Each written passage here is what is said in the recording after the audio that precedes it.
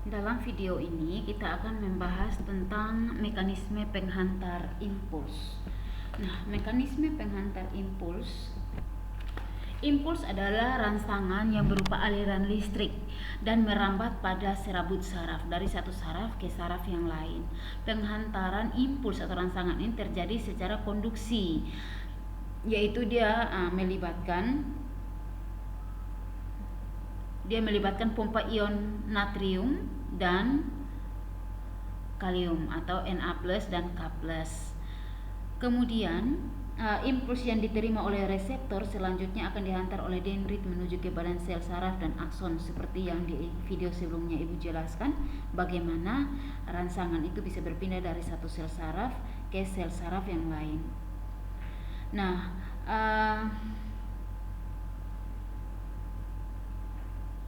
untuk mekanisme penghantaran impuls terjadi melalui 3 tahapan. Jadi kalau tahap yang pertama itu tahap polarisasi atau tahap istirahat. Pada tahap ini neuron atau sel saraf tidak menghantarkan impuls, sehingga saluran ion Na+ dan K+ tertutup dan bagian luar membran sel saraf ini dia akan bermuatan positif, sedangkan bagian dalamnya bermuatan negatif. Jadi seperti kerja listrik ya di dalam tubuh kita. Yang berikut ada tahap depolarisasi. Nah, kalau pada tahapan ini neuron sedang dilalui oleh impuls. Tahap di mana rangsangan sementara berada di dalam sel saraf. Jadi keadaan neuron pada saat rangsangan ada atau impuls ada di dalam saraf ini atau berada neuron ini, yaitu saluran ion Na akan terbuka. Saluran ion Na akan terbuka, kemudian akibatnya ion Na akan masuk ke dalam sel. Setelah itu, hal yang kedua, muatan listrik mengalami perubahan di mana bagian luar bermuatan negatif dan bagian dalamnya bermuatan positif. Kalau tadi di awal pada tahap polarisasi ketika istirahat, maka saluran ion Na dan K+ itu tertutup sehingga muatan di bagian luarnya itu positif dan di dalamnya negatif. Kalau ini saluran listriknya itu sudah terbuka sehingga impuls boleh mengaliri atau masuk ke dalam sel saraf. Otomatis bagian luarnya yang tadi bermuatan positif akan mengalami muatan negatif, sementara bagian dalamnya yang tadi bermuatan negatif dia berubah menjadi bermuatan positif karena ditandai dengan ada masuknya impuls atau rangsangan.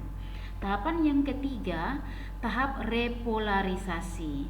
Nah, di mana terjadi ketika neuron sudah dilalui impuls. Hal ini mengakibatkan saluran Na+ kembali tertutup dan tidak aktif.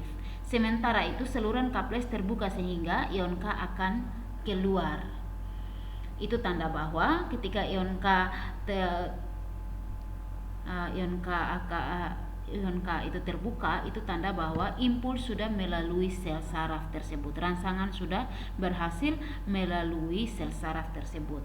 Jadi kesimpulannya bahwa yang pertama, polarisasi itu masih tertutup karena itu fase istirahat.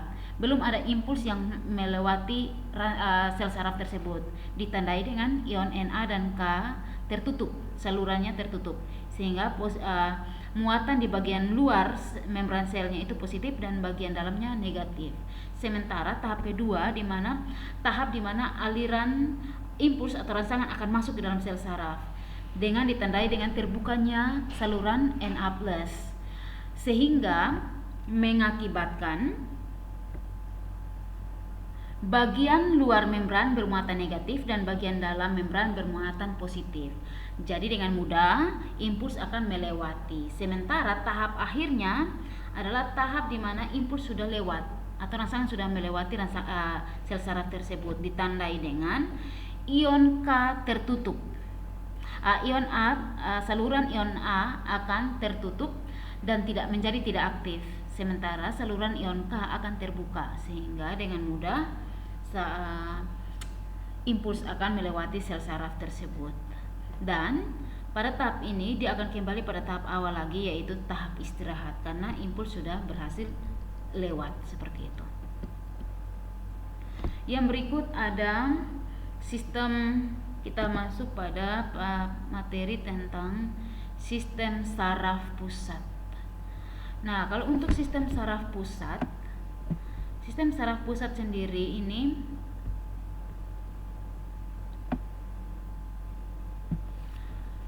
meliputi dua bagian utama, yaitu otak atau biasa disebut cerebral dan sumsum tulang belakang atau medula spinalis.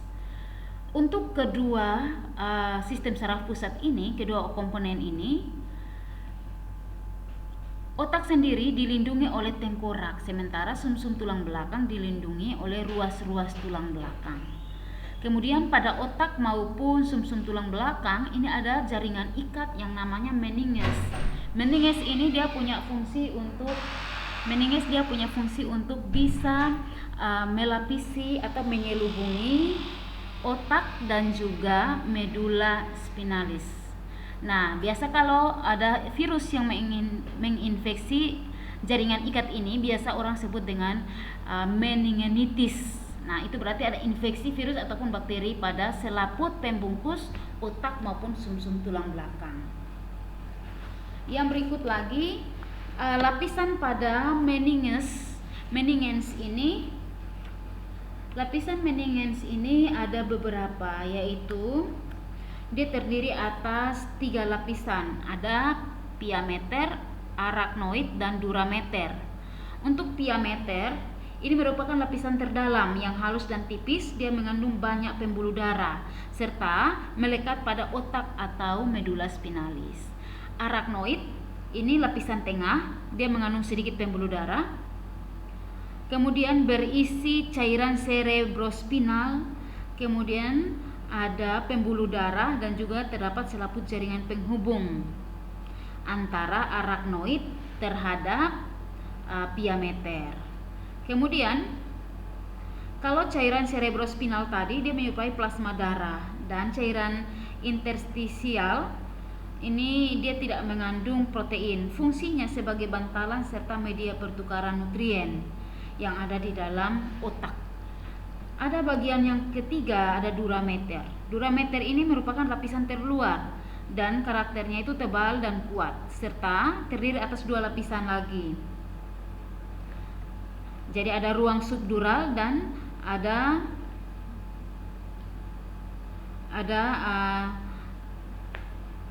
durameter. Jadi ada ruang subdural ini, dia memisahkan antara durameter dengan ada bagian arachnoid. Dan lapisan durameter ini dia melekat pada permukaan kranium atau bagian tengkorak kita. Yang berikut ada otak dan sumsum tulang belakang. Otak dan sumsum tulang belakang ini sama-sama memiliki substansi yang disebut dengan substansi abu-abu dan substansi putih. Kalau substansi abu-abu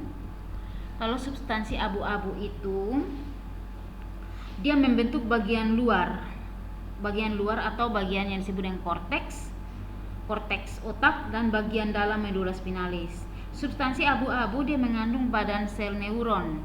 Kemudian ada serabut bermielin dan tidak bermielin juga. Kemudian ada protoplasma dan juga ada sel-sel mikroglia. Yang berikut substansi putih ini dia membentuk bagian dalam otak.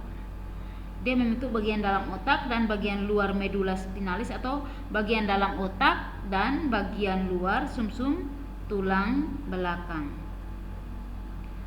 Substansi putih didominasi oleh serabut bermielin atau sel saraf yang punya seluruh mielin maupun tidak bermielin. Dan dia juga banyak mengandung sel-sel oligodendrosit, astrosit fibrosa, dan mikroglia. Jadi itu jenis-jenis sel saraf yang sudah kita bahas di video pertama. Jadi ada kebalikan, substansi abu-abu itu di bagian otak dia terdapat pada bagian luar. Sementara kalau substansi putih kalau pada otak itu dia ada di dalam. Sementara kalau untuk sumsum tulang belakang, substansi abu-abunya itu dia berada pada bagian dalam.